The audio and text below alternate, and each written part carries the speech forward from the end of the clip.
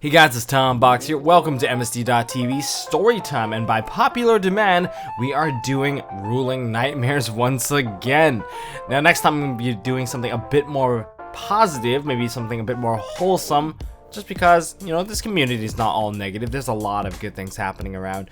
But what do we got for you guys today? Well, we've got Bonzy back in the mix, and he's equipped with a whole new deck. Oh, we'll see about that. We also got some regional stories and a guy that brings slow play to a whole new level. So if you guys are going to enjoy these stories, get a good laugh out of it, just remember to hit that thumbs up for little old Tom Box here, and hit the subscribe button to learn about everything about Yu-Gi-Oh that I will bring forward in the near future.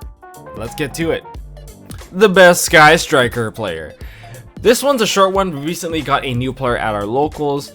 People don't seem to enjoy playing against him because of how slow he is, and there's also a language barrier.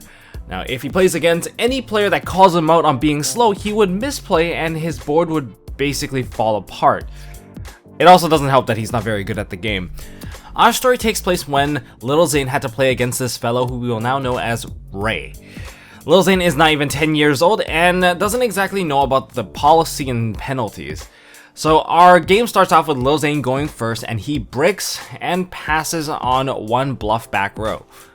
He usually likes going second, but occasionally he likes making Cyber Dragon Infinity shenanigans, and now we're in for a ride. Ray is playing Sky Striker, of course that's why we call him Ray, and with a 6-card hand, not a brick, engages Field Spell, Ray, Widow Anchor, Foolish Burial Goods. Everything seems like, you know, the stars are aligned for him.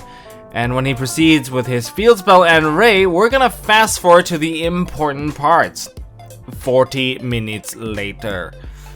Now it's Ray's turn, and he proceeds into the battle phase just before time was called, and Ray says, attack for 1500 with Hayate.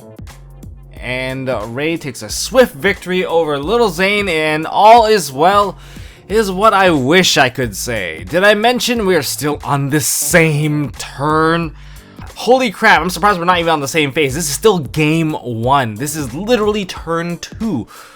Literally, he played at the speed of 1 card per 6 minutes. That is quite bad, quite slow, I would say. Even by my standards, that's like a slow play. I mean, that would be like escalated slow play if it was called out. Now, Lil Zane doesn't look so good. And he doesn't know how to call judge, and no one really paid attention to his game. He's one of those little kids. You don't pay attention to, you know, the little kids playing their game. And he's basically on the verge of tears, like someone completely cheated him. And Little Zane actually left after that because he lost control of his temper. Now, at least Ray got completely wrecked by everyone else that called him out on this. We told Little Zane, if anyone plays so slowly, you should encourage them to play faster. Now, hopefully we're not turning him into a bit of a rule shark. And I don't know what to say. Once you develop a slow playing reputation like that, I can safely say that that reputation is going to fade away as slowly as he is playing. Now, slow playing is technically supposed to be not intentional, and I don't think he did that whole play intentionally. It's just that he is just really bad at the game, like so bad. Side note here, our friend Ray has been known to do the best Sky Striker play out there. He went into double Ray into a soul to search for Ray number 3. And how did he do that? Well, he used multi-roll, send his own field spell to the graveyard, then normal summon out the Ray, and then with the Ray summon out from the field spell, he went into Isolde of all things. Yeah, that's the kind of level we're talking about. Best Sky Striker player ever. Nothing escapes Kaiba. Now, this story is coming straight from me. I brought this story up with my friends before and we get a good laugh. But it's been a while, so I can only remember the details of what mattered most. And it was a Blue Eyes and ABC meta, and it seems like Kaiba decks were the way to go. Anyways, it was about round 5 or 6. I was around table 14 or so. I was X1 at the time. 30 minutes into the match, I finished my match, and I sacked really hard an opponent that bricked. But this story isn't about my match, but the match next to me. I don't know who they are, so we'll call one dude ABC for the ABC player and Kaiba for the Blue Eyes. Seems like they were having a close game 3. Hand sizes were low, life was low, and looks like it was ABC's turn. The board was a Blue Eyes alternative on Kaiba's side, and Union Hanger, Crush Wyvern, and a recently summoned Buster Drake with a 1-card hand on ABC's side. And with these Buster Drake, Kaiba responds with a chain, torrential tribute, and I'll banish my return to keep my blue eyes alive. ABC responds, okay, well, I'll chainlink 1 C, chainlink 2 B. You got a target for C? That was a common question asked because there was actually a really crappy rule that you cannot confirm whether or not someone has a valid target in hand to activate Crush Wyvern. You just gotta take the other guy's word for it. BC replies, of course. It continues his play. ABC searches out his A Assault Core and summons it onto the field. And that was his last ABC Dragon Buster. If he failed, Kaiba would just basically dumpster him next turn. Oh, that's fine. ABC discards his hand. It was a Photon Thrasher to banish the Blue Eyes alternative, and it proceeds to attack for game. Wait, let me think. What is there to think about? You have 1 card in your hand. You have no cards on the field. Are you telling me you have a Battle Fader? Come on, just hurry up and sign the slip. You lost. Then something clicked. Even I knew something was wrong. Judge! Why are you calling Judge? Are you trying to rule shark or something? You lied to me. I didn't lie. The judge arrives. So what's the problem, guys? My opponent lied to me to misrepresent the game state, resulting in this current game state. I have no idea what he's talking about. I'm about to attack for game. He's just trying to rule shark me or something. Can you explain? Well, currently my opponent is attempting to attack for game, but before that he knowingly conducted an illegal move. I asked if he had a valid target for C Crush Wyvern to summon while searching for B Buster Drake. He summoned out the search target, but both of his A's were previously banished, so he would require another Union monster in hand to legally activate C. But he revealed the card in hand when he discarded it for cost for ABC Dragon Buster's effect. And it was not a Union monster, it was a Photon Thrasher. And I was attempting to close out the game, so I would sign the slip and it would be too late. So I was sitting next to the game and I just said, yeah, I can be a witness to a statement. ABC said, of course, in response to Kaiba asking if you got a target. Then C Crush Wyvern was activated illegally. I didn't say that. I only meant I had a target in my deck. I didn't know I couldn't summon the search target if I don't already have one. Hold on, I need to talk to the head judge. The judge walks away and comes back with the head judge, and we basically repeat what we've already said. The head judge says to ABC, you have been issued an unsporting conduct, cheating for misrepresenting the game state for an illegal activation, and also lying to tournament officials. You are disqualified from continuing in the event. Please follow me to fill up the required paperwork. ABC just throws a fit.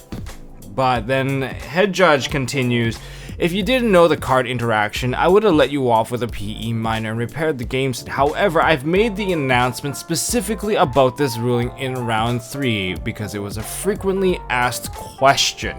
ABC picks up his stuff, walks away. Kaiba wins and deserved the win anyway because he was going to win, and he stopped the cheat from playing the Rule Shark card on him.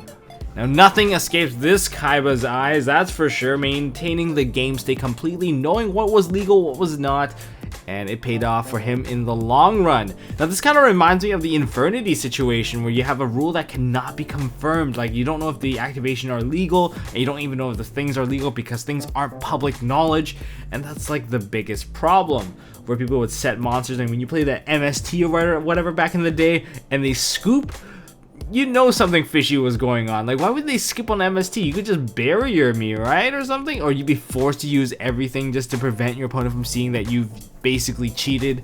That's one thing that's really annoying about Yugioh. You know, jokes aside.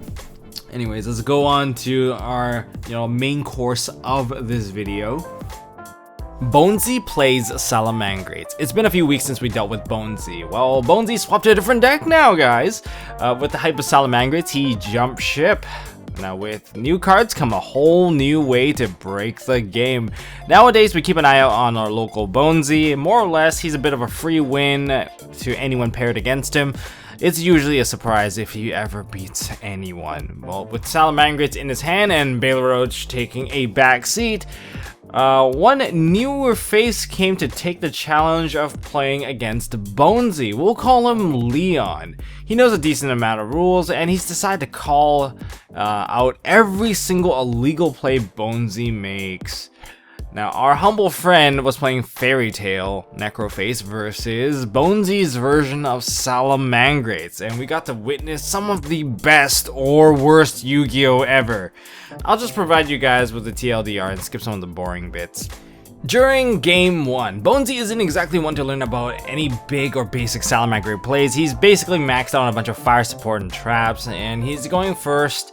He sets a bunch of cards and finishes with a reincarnate Linkheat Leo. A mediocre opening, but since he doesn't play Sunlight Wolf, even though he's been advised to run 3, he doesn't see the value of an 1800 beat stick when Jack Jaguar is basically the same thing, with the same strength, but easier to summon. Literally not running the best card.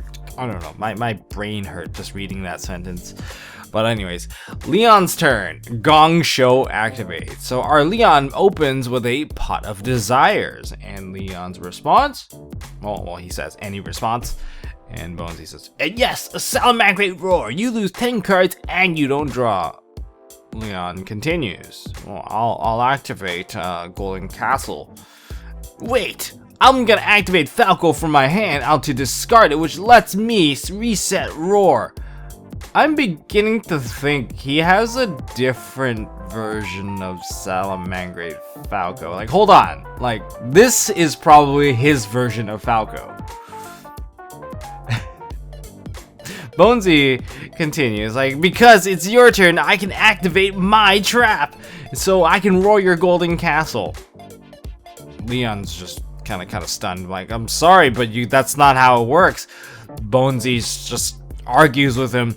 See, it's on the card. Like, if a Salamangreat Falco is sent to the graveyard, I can target one Salamangreat spell or trap card and set it back onto the field.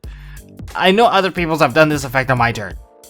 Like, Leon just tries to explain to him, but basically it's falling on deaf ears. And I step in and I said, newly set trap cards cannot be activated the same turn it was set unless stated otherwise, and we pull out a card with the card text of Trap Trick, which does let you activate. And Leon quickly OTKs him with a Gold Sark, which banishes the double Necroface, and he summons out a Grandma Yugioh and just swings for a game. Game 2, Reality deactivated. The plays were so hot that the rulebook was basically tossed into a fiery dumpster. Now, Bonzy chose to go second. His master plan was not getting one-shotted by Grenmayu, and he also had another trick up his sleeve. Now, Leon begins. I summon out Grenmayu Yugioh with 0 attack points. Well, since it has nothing banished, and I activate Golden Castle of Strom.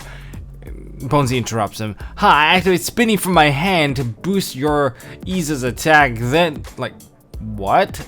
Leon and everyone was confused. Bonzy was basically playing his own turn on his opponent's turn, and it's like he's playing some sort of redacted card text version of Yu-Gi-Oh! Bonzy's like, then I summon out Gazelle, and I'll send Will of the Salamangreat. Leon just cuts him off. It's not your turn, and none of the cards you played can be activated on my turn. But they're trigger effects. Not your Spinny. That's a hand trap. It says I can discard it. It's not a quick effect. So Bonzy takes back his turn, and Leon finishes his board with a castle and a bunch of small things. Like I can't really remember. Now Bonzy proceeds to make his turn, and this time he plays normally for the most part, going all the way to Mirage Shadow, removing the only threat. And we're like, finally, he's learned to play normally.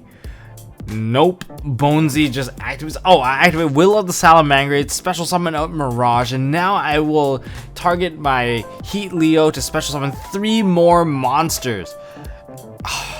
So close. Bonzy again loses to Grenmaju in a few turns. You know, there's other things that he's actually tried with the deck, such as use the field spell, summon more than once, Jack Jaguar into a non-arrow, foul from the graveyard. There's just so much. At least when he plays, you'll know what you can and cannot do with the deck, just because of how outrageous it is. But those are a bit more minor. But one day I would like to see Bonzy play a normal game of Yu-Gi-Oh! Not this Season 0 BS that we keep seeing him play.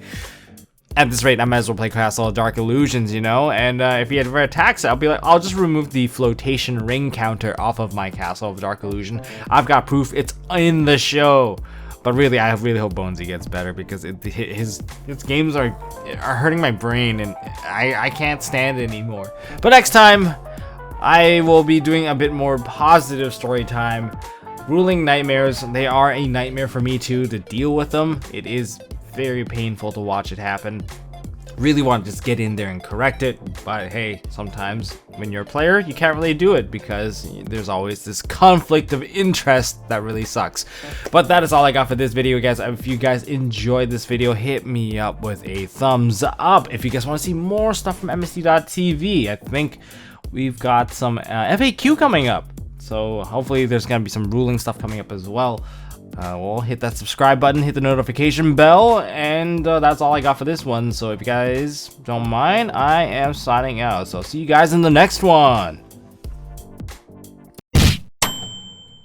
Hey guys, thanks for watching. If you like this video, please drop us a like so we know we are doing a good job, and you can also subscribe to MST.TV for more fantastic videos by clicking on the button on the left. Don't forget to check out our partners at Imperium Duelist. They make really high quality mats, including some of my own limited edition release stuff. And if you want to check out one of our past videos, click here on the right. As always, don't forget to hold on to your MST.TV, and I'll see you next time.